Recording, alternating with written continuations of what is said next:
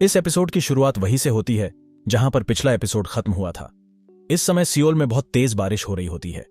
तभी अचानक सियोल की सुनसान गली में एक पोर्टल खुलता है। तभी उस पोर्टल में से एक हाथ बाहर आता है और उसे पोर्टल से कांग ह्युक बाहर आता है। जैसे ही वह उसे पोर्टल से बाहर आता है, वैसे ही भारी बारिश ने कांग ह्युक का स्वागत किया। जैसे ही कांग ह्युक अपने आसपास देखा है तो उसे वहां पर कोई भी नहीं दिखाई देता। तभी उसे डेसमंड की आवाज सुनी देती है। मेरे प्रभु, आप सुरक्षित रूप से पृथ्वी पर पहुंच गए। डेसमंड आवाज सुनने के बाद कांग ह्युक उसे कहता है, क्या आपने पांचों नोबल्स को सूचित किया है? कांग ह्युक की बातों को सुनने के बाद डेसमंड उससे कहता है, मैंने आपके सभी निर्देश उन पांचों नोबल्स को दे दिए हैं। उन्होंने कहा है कि वे हमेशा आपके उनसे दोबारा संपर्क करने का इंतजार करेंगे।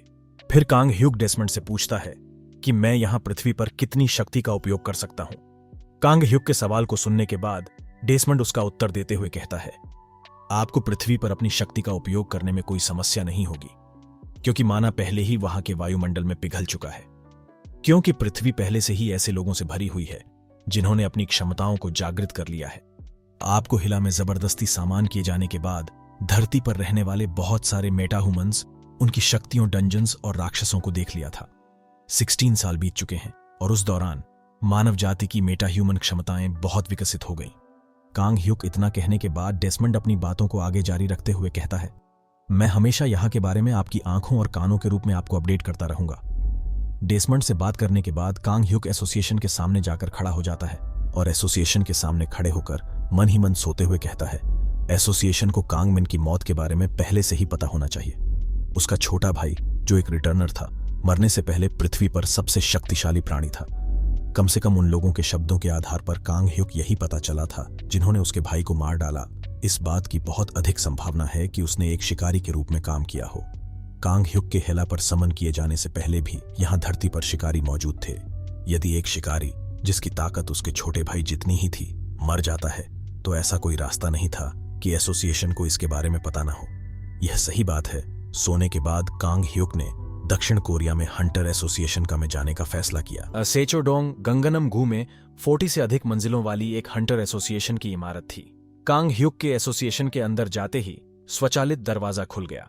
पहली मंजिल पर सूचना डेस्क की प्रभारी 2 सुंदर लड़कियां थीं, जो कांग ह्युक को अंदर आते देख खड़ी हो गईं। फिर उन दोनों में से एक लड़की ने कांग ह्युक से पूछा कि आप यहां क्या लेकर आए हो। उसे लड़की की बातों को सुनकर कांग ह्युक ने उत्तर दिया, मुझे किसी ऐसे व्यक्ति से मिलवाओ जो कांग मिन के बारे में जानता हो। कांग ह्युक बातों को सुनने के बाद उन दोनों महिला ने एक दूसरे की ओर देखा और कांग ह्युक को उत्तर दिया, क्या आप एस क्लास शिकारी कांग मिन के बारे में बात कर रहे हैं, जिनकी हाल ही में मृत्यु हुई है? लेकिन क्या आप बता सकते हैं कि कांग मिन से आपका क्या संबंध है? उसे लड़की की बातों को सुनने के बाद कांग ह्युक ने उत्तर दिया, वह मेरा छोटा भाई है। कांग ह्युक के जवाब को सुनने के बाद महिला कर्मचारी फिर से एक दूसरे की ओर देखने लगी। कांग ह्युक की बातों को सुनने के बाद रिसेप्शनिस्टों में से एक ने कहा, क्या आपका छोटा भाई? लेकिन उनके परिवार में कोई सदस्य नहीं है। तभी दूसरी रिसेप्शनिस्ट ने उसे सुधारा। उसने एक बार कहा था कि उसका एक बड़ा भाई है। फिर रिसेप्शनिस्ट अपनी बातों को आगे बढ़ते हुए कहती है, क्या आप शायद उसके वह भाई हैं जिसने धरती पर वापस न लौटने का फैसला किया? चलो, यह अच्छा हुआ कि कांग मिन ने मेरी शक्ति के बारे में बात नहीं, लेकिन उसने यह नहीं छिपाया कि उसका कम से कम एक सगा रिश्तेदार इस दुनिया में है। उन्होंने केवल यह बताया कि उनका एक बड़ा भाई है, लेकिन उन्होंने वापस लौटने का विकल्प नहीं चुना और वहीं रुक गए। कांग ह्युक अभी यह सही बातें सोच रहा होता है, तभी वह रिसेप्शनिस्ट रहती है, कृपया 1 मिनट रुकें। महिला रिसेप्शनिस्ट ने तुरंत इंटरकॉम चालू किया और एक बटन दबाया।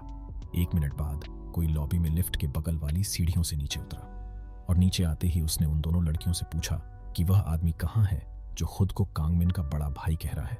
ह्वांग सांगवुक के सवाल पूछने के बाद भी उसका जवाब ना देते हुए कांग ह्युक सीधे उससे पूछता है, मेरे छोटे भाई का शरीर कहाँ है? कांग ह्युक को उसे इतना इनफॉर्मली बात करते हुए देखा ह्वांग सांगवुक की भौहें टेढ़ी हो गईं। क्या वह सोचता है कि चूंकि कांग मिन इस दुनिया में सबसे ताकतवर है, इसलिए वह सर्वश्रेष्ठ भी है? कांग ह्युक के बातों को सुनने के बाद ह्वांग सांगवुक जबरदस्ती मुस्कुराते हुए कहता है, सबसे पहले कुछ चीजें हैं जिन्हें एसोसिएशन को यह सुनिश्चित करने की जरूरत है कि आप हंटर कांग मिन के असली भाई हैं कि नहीं। फिर वह मन ही मन सोते हुए कहता है, मैं इस क्लास का हंटर होने की वजह से इसकी वस्तुकी को नजरअंदाज कर सकता हूं। वैसे भी यह कांग मिन का इकलौता रिश्तेदार है। यह सही बात है। सोने के बाद वो कांग ह्युक कहता है, क्या आप मेरे साथ चल सकते हैं? ह्वांग सांगवूक की बातों को सुनने के बाद कांग ह्युक गुस्से में उसे कहता है, अब क्या मुझे इस बात का भी सबूत देना होगा कि मैं कांग मिन का बड़ा भाई हूं?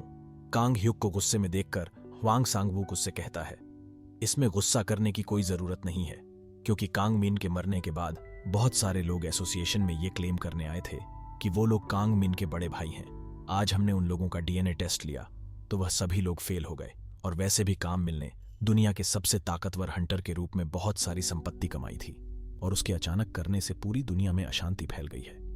इतना कहने के बाद ह्वांग सांगवूक एक कार्ड को लिफ्ट के दरवाजे पर लगता है, जिससे लिफ्ट खुल जाती है। उसके बाद वह और कांग ह्युक दोनों लिफ्ट के अंदर चले जाते हैं। लिफ्ट के अंदर जाने के बाद वह अपनी बातों को आगे बढ़ते हुए कहता है, क्योंकि पृथ्वी पर ना ही कांग मिन के शरीर का और ना ही उसके संपत्ति का कोई उत्तराधिकारी था, इसीलिए कई लोगों ने अपने आप को कांग मिन के एकमात्र जीवित रिश्तेदार के रूप में प्रस्तुत करके अमीर बनने के अवसर के रूप में देखा। पर उन लोगों का नसीब इतना अच्छा नहीं था, क्योंकि एसोसिएशन के पास हंटर कांग मिन के बड़े भाई के बारे में बुनियादी जानकारी पहले से ही थी। इसलिए हमने एक नियंत्रण परीक्षण किया और पाया कि वे सभी झूठे दावे थे। अगर तुम हंटर कांग मिन के सच में बड़े भाई हो तो तुम्हें इस डीएनए टेस्ट से कोई भी प्रॉब्लम नहीं होनी चाहिए। इतना खाने के बाद वह दोनों एक लैब में इंटर होते हैं, जहां पर एक पीले बालों वाली लड़की उन दोनों का मुस्कुराते हुए स्वागत करती है, और इसके बाद यह एपिसोड खत्म हो जाता है। अगर आप लोगों को हमारा वीडियो पसंद आए तो हमारे वीडियो को लाइक कीजिए और हमारे चैनल को सब्सक्राइब कीजिए। Thank you for watching.